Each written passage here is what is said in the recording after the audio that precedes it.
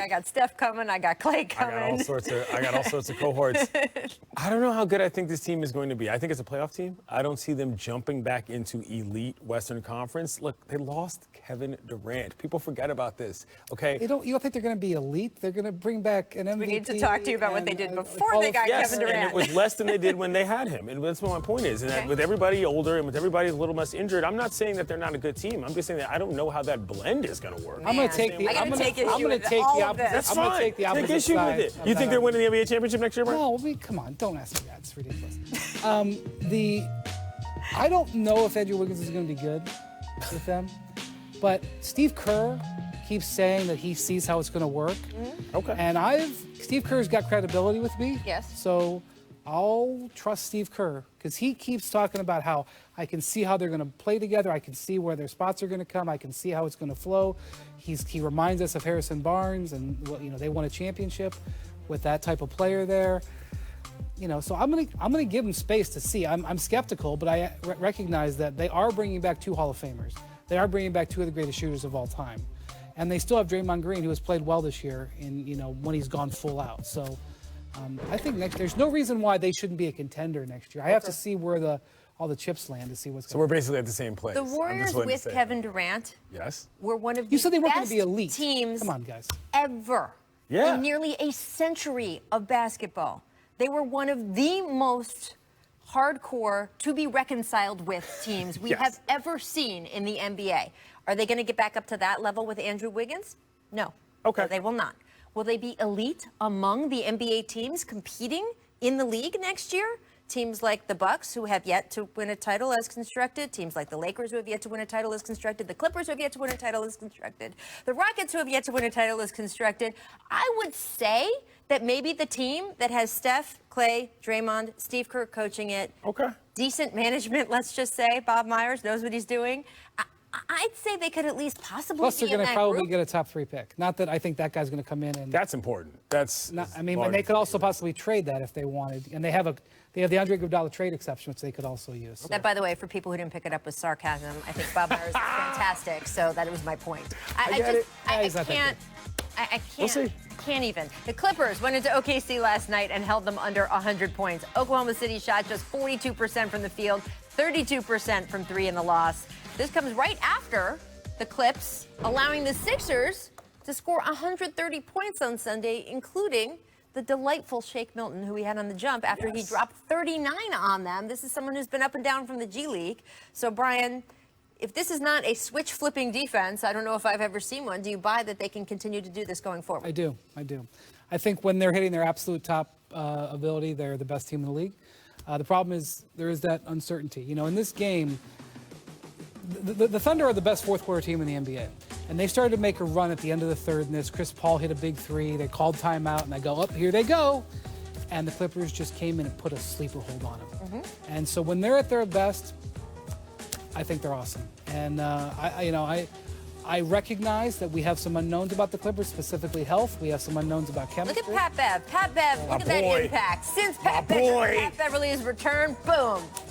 Patrick Beverly, I'm a bit of a stand for. He's my favorite player in the league. There's no questions asked about that. But when they have all their lineup, they don't lose. That's the deal with the Clippers, and that's why I believe. I'm not going to believe that they can flip the switch defensively now. I'm never going to believe it, and it just happened. So I do believe it. And Paul George says he's still a work in progress in his mind. That's amazing to me. That's actually even possible. This team, I agree, is elite, Rachel. The only thing I would say, though, is that was nicely done, is that they do share an arena with the Lakers. So if the Lakers find that switch somewhere in the arena, wherever it is, and flip it off. It's in a tunnel. Bad joke. It's been one of those days. Up next, how will the Max respond tonight against the Pacers after losing to the Heat by 16 points on Monday? Luka or Zion? Who would be your pick? Clinton, you're on the spot. Go. To me, it's Luka, and there's not a lot of questions asked, and unfortunately, it's injury-related. I just think that when you're talking about a player like Zion, and there's so many risks, we just got through discussing. Are you going to play this guy on the back end of a back-to-back? He turned his ankle twice this year and missed time for it. Turned his ankle is a completely different thing than major knee operations, in my opinion. There was no such thing as teaching him how to walk again, which was something we heard earlier in the season. And overall, I think at this stage, Luka is a better player. I just find them to be a little bit more dynamic in terms of the way that he includes teammates, in terms of the scoring ability. Zion can do a lot of things.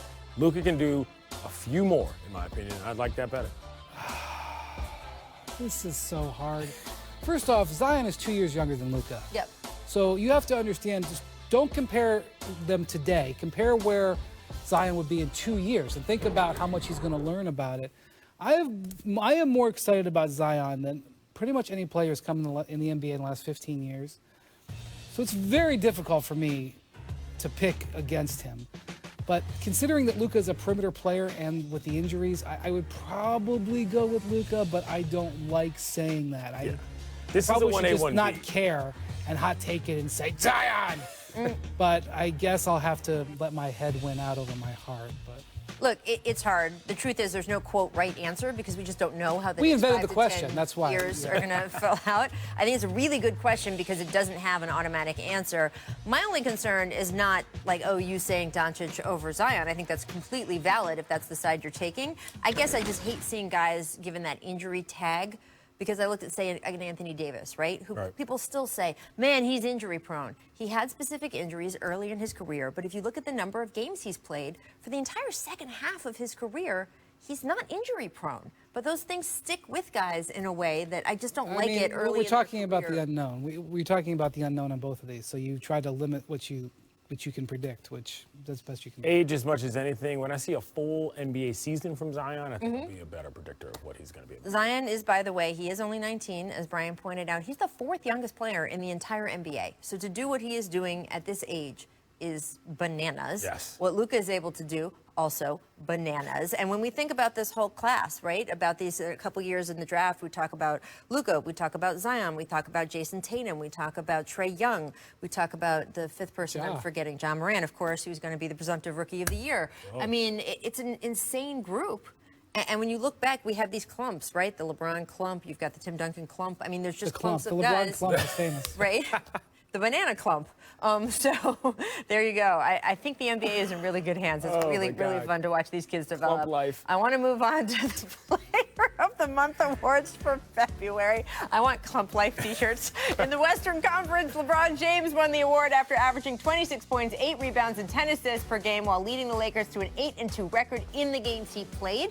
There was some dispute, though, whether Russell Westbrook should have been considered. Westbrook went beast mode in February, averaging 33 points, 7 rebounds, 6 assists per game while leading the Rockets to a 7-1 record in games he played. He also shot 55% from the field. But wait, there's more, because in the Eastern Conference, Jason Tatum took home the award.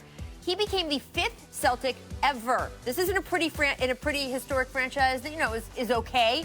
He became the 5th Celtic ever to average more than 30 in a month. Havlicek, Bird, Pierce, Isaiah Thomas are the others. But Tatum's main competition in the East was Giannis. Giannis had won 7 of the 8 previous Player of the Month awards dating back to last season, and he averaged, I don't know, casual 28, 17 boards while going Good God, look at those stats. 9-0 in games he played. And by the way, he played like 2 minutes a game. He gets these stats, and they're ahead by like 13 or 15, and then he sits the rest of the game, and it's bonkers. This is the problem with the MVP thing. LeBron's year has been amazing, but Giannis's stats are absolutely preposterous. All right, let's stay in the conversation. Player of the 28 Month. and 17. Right. So who do you think was snubbed more in his respective conference, Westbrook or Giannis? I'm happy that for the second straight month we were actually talking about controversy with Player of the Month because Lillard, we all thought got passed over in January. The regular season matters, Brian. I'm going to keep saying it. I give it to Jason Tatum because he hasn't had a chance to win it, and Giannis keeps winning it. I don't think Giannis really cares. There's Tatum one less player. That's what we're doing here? We're just handing out awards? Yes, guys Clinton, that's what I'm saying. I'm not comparing Celtics to other Celtics, Rachel. You see what I'm saying? I'm comparing them to the guys they're playing against. And when you're 9-0, yes, averaging 17 boards, and you're just again. I'm sorry, he's this was clearly Giannis's award. I think the bigger difficulty is with Westbrook versus LeBron. The Lakers are playing their best ball of the year. Yes. But one thing I will say is that the Rockets and Lakers did play in February, and the Rockets won that game. So I kind of wonder if that shouldn't have played some role. Although this is a very opaque award. We are not told who is on the committee. I've been asked choose. who chooses this, so the league office chooses it, by the way. So What first does people that should mean? So know. this is right. The league office chooses Right the for lunch menu conspiracy. today. I mean, what does the league office mean? People should know, first of all, Tim Frank's going to be calling your phone I was during gonna the say, next segment. I'm by not taking the saying call. that. I'm not taking it. Some people think that other players, right, pick this award. Some people have asked me if the media picks this award. This award is handed out by the league office, and as you note, we don't know who makes the decision. But maybe we could have him on, and then I think it's only like the 35th time LeBron's won it, so Only? I'm sure it'll be nicely placed in his trophy case. there you go. Do you get a trophy? You do. I Or think do you get a a nice piece little of paper? glass trophy. It's a nice little glass trophy. It used like to be. a little Yeah. Like a paperweight? Re-gifted? Speaking of the Lakers, they beat the Sixers last night, and their dynamic duo was in effect once again. LeBron